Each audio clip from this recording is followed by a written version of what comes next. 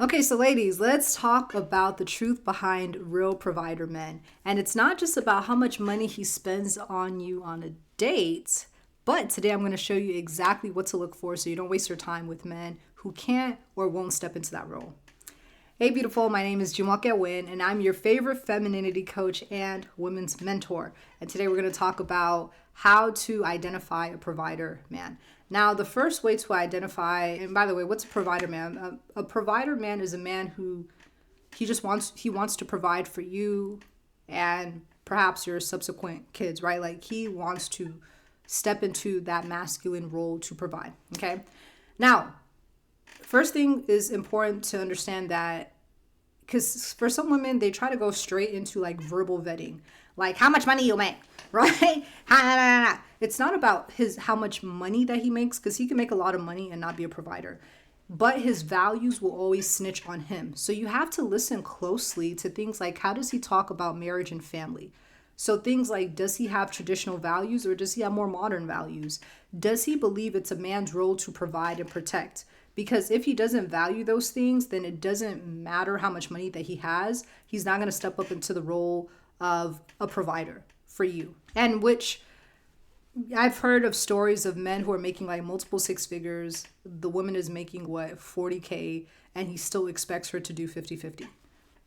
Like that, he just is not a provider. Next, let's not confuse big spending with being a provider, because a lot of women, and you hear this a lot in some like hypergamy spaces, especially like with Sprinkle, and you have some women who are expecting men to roll out the red carpet on a first date or to pay their rent. I've heard this before, pay their rent by the second date.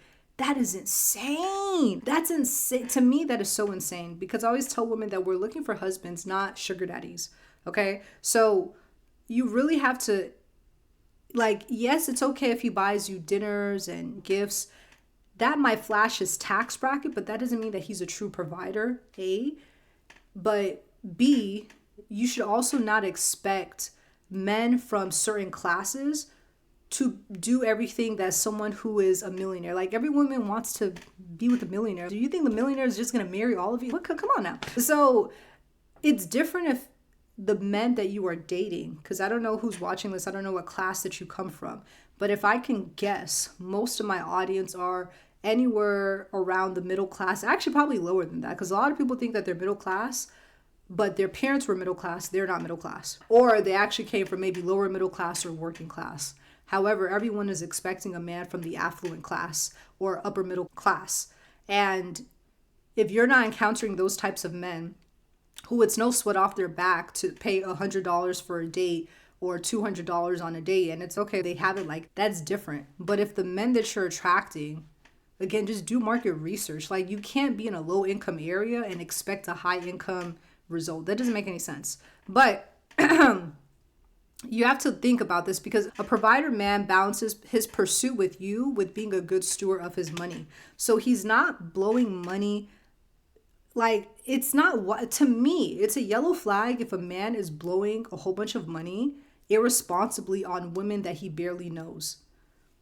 And maybe that's like a different hot take, because women feel entitled to certain things. And I'm not saying that he shouldn't put in effort and intentionality and put in more investment as time goes on, which is why I tell our clients that you shouldn't be so put off if a man is trying to conduct what I call a vibe test, which is either a FaceTime call, a phone call, or a low pressure date, because he doesn't know you from a can of paint. So to expect a man that met you on a dating app has not seen you from Adam to sit here, and again, the sense is not sensing. He is not sensing. So I tell women, I'm like, don't, like, I get it. Like, ice cream dates are not as romantic, but an ice cream date, a free date, a hike date, they're just trying to scope you out before they put in more investment. I think that's wise on a man's part, because he doesn't want to sit here and waste $100 that, again, he's not in that tax bracket. He's not being a good steward of his money. He has to be more judicious. And if he's going out with different women, or he's taking you out on multiple dates, he has to budget himself accordingly. Okay. So Instead, he's showing some type of discipline because he's saving and investing for the real thing, which is a wife and a family. Don't hear what I'm not saying. I'm not saying that a man should not financially invest in his pursuit. I'm not saying that he should never drop any money on you. What I'm saying is that women have this expectation that a man should do above and beyond on the first date or the first meetup. And then they say, well, if he didn't, or if he's taking me on a cheap date, that means that he's broke and he's not a provider. I think that's foolish. Again, are you looking for a sugar daddy or a husband? So yes, how much he spends on you, it shows something, but stewardship is a better marker of if this man is a provider or not. Another thing is, think about what was he doing financially before you came into the picture. So was he proactive and forward thinking about his future family? All right, so does he have savings? Does he have assets, investment? Obviously, you're not going to learn all this on the first date, but just listen to him as you're getting to know him. Or is he living paycheck to paycheck with no vision for the future? If he's living paycheck to paycheck and he doesn't have a plan to make more money, especially not just for himself, but because he knows he wants to have a family one day, you have to really start to gauge these things, because a true provider man, he doesn't wait until you show up in the picture to get serious about money. He's already been building, planning, and thinking about legacy. For example, like when I met my husband, again, this is before I met him. That's why I said, ladies, sometimes you have to lean back, because a lot of us, like we're trying to verbally vent. We're doing too much. Lean back, just relax, watch the man. How is he moving? And look at patterns, right? Look at patterns. Take yourself out of the picture. Stop being so emotionally attached to the outcome and really observe him for who he is. So I was saying that with my husband, in 2 years, the man had 4x his income. He had saved up a lot of savings and a nest egg. I'm talking about that man was not doing nothing. Like, he was just saving all his money, and he was saving and investing everything that he had, and he 4x his income. And he told me, he said, I don't want my wife and my children to come into poverty. That's what he told me. At that time, I wasn't his wife yet, but I knew. I said, oh, okay, this man is actually a provider. He said that, hey, and I guess this goes into the next thing, but you also want to look at his upbringing.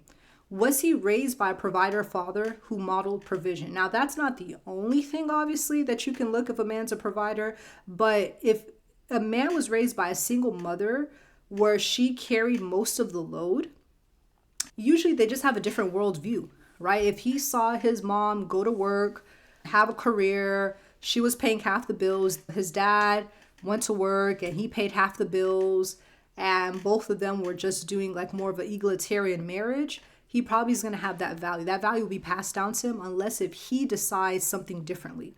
And we have to also understand that neither is wrong, but it just tells you what feels normal to him. My husband was raised by his father, and his father was the provider for his family. And his stepmom was a stay-at-home mom for most of his life until he got a little bit older. Then she eventually started working, but he was already a teenager going off to high school, going to college. So at that time, he was already grown. But again, like, you have to look at these things. If a man was raised by like a man who, either he wasn't raised by a man who was a provider, or he was raised by a man and he saw his parents doing 50-50, that's what it's going to be. So we can't overlook class background. This is big, because for some women, they're coming from working in lower middle class and they want a man who's a full provider, and they're not really calculating, okay, can you live within your class's mean, right? So if you are from working class and you meet and marry a man who's from the same class background as you, if he's making around what you're making, can you downsize your life to live within his means? Women are not thinking about this, which is why every woman is saying, I want a man who's making at least 6-figure. I want a man who's making double what I'm making.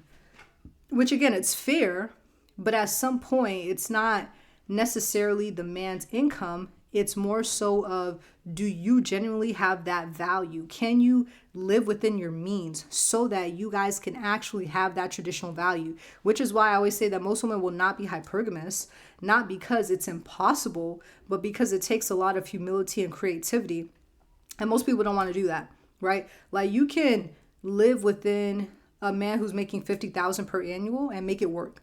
You're going to have to cut down on a lot of luxuries and expenses, but it's not impossible. People have done it.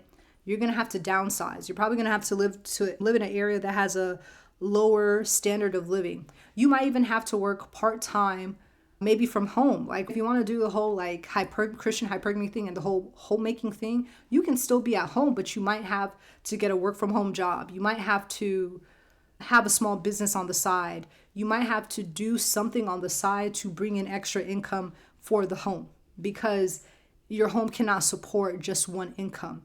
So again, there's different ways to do this, but we have to think outside the box. Most women don't, because they're so used to a certain lifestyle already, especially women who are in their 30s. They've already done their degrees. I have a PhD. I have this. I have that. I want a man who's making more. It's just more difficult. Okay. But anyways, all this to say that working class men might see 50-50 as a standard because, like I said, that's what they grew up around. Middle to upper class men might be more conditioned and might be more open to one income households, but again, it's a class thing. And this is not about judgment. This is not about who's right and who's wrong. It's just about compatibility. And if you both share the same class values, it will feel more natural. But if you don't, you're going to clash. So this is why it's so important to understand not just the man that you're dating, but also the culture that he is coming from. So how do you identify a true provider man? Don't just look at his wallet. You need to look at his values, his financial habits, and his upbringing. Because a real provider is not just spending money on you today, he's preparing for tomorrow. And if you align yourself with that type of man, you're going to have peace, security, and the foundation of a thriving marriage. And if you found this helpful, make sure that you hit subscribe and you share this with a friend who is dating, preparing to date, and she wants to avoid wasting her time with the wrong men. Check out the links in the description box for more resources and information. And I'll see you guys all in the next one. Bye.